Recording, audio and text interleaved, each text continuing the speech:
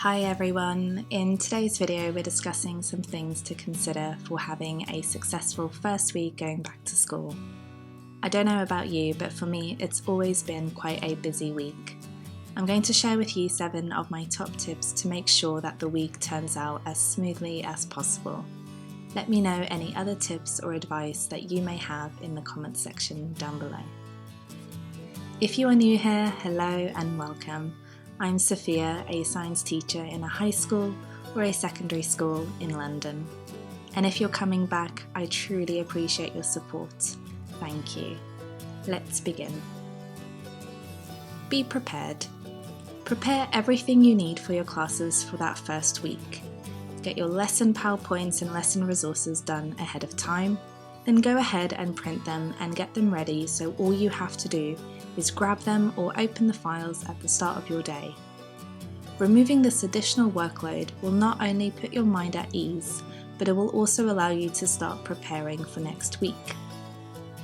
A side note is that it also allows for some emergency to happen without having any impact on the most important part of your job, teaching your classes.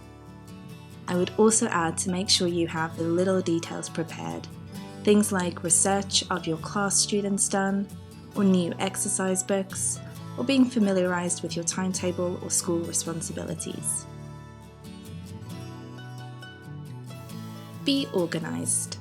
Have some classroom systems and personal organisation systems in place that you can work from and later on tweak if they are not working for you anymore.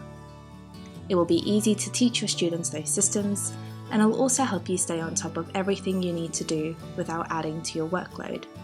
This year I will be using both a digital and a written method using Notion and my personal diary.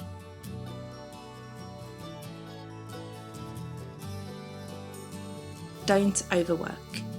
It can be tempting to stay later as you're full of energy, since you've been off for a few weeks. Pace yourself by working in a way that is sustainable. Yes, you may want to stay a bit later as your first week can be busy and there's so much to do, but it's important that you rest and set yourself some work boundaries. Do what is urgent and important, and the rest can wait. Get in early. The reason I say this is because you never know where the day will take you, so using the time in the morning can set up your day. There's nothing worse than arriving late and stressing about everything that you still need to do. In the first week, I personally like to get to school an hour before students come in, but some of my colleagues like to come in even earlier and some just about half an hour. That being said, have breaks. Make sure you have frequent breaks. It will fuel you for the day and ensure you have a good one.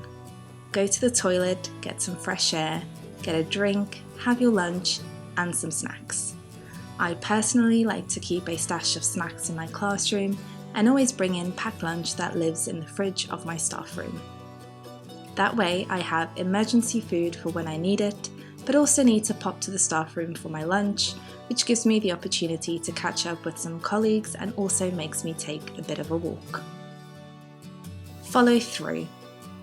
Anything that pops up with students that you are teaching needs to be followed through now more than ever. The key thing here is to make sure you action everything you need to, whether that is logging things in the school system, or whether that is liaising with another member of staff or contacting home.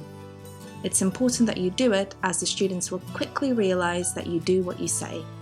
You also want to do this with staff. If you said that you send them a document, just make sure you do it. Be present and positive.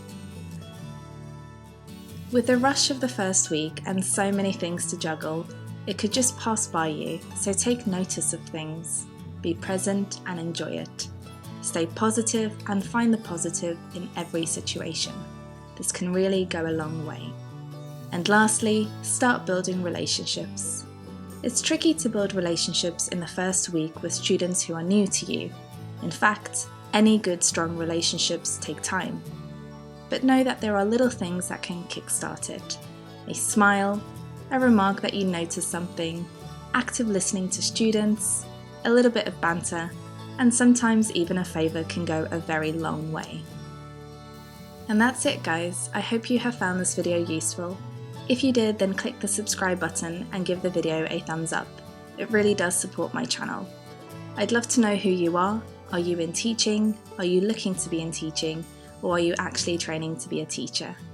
Let me know in the comment section down below.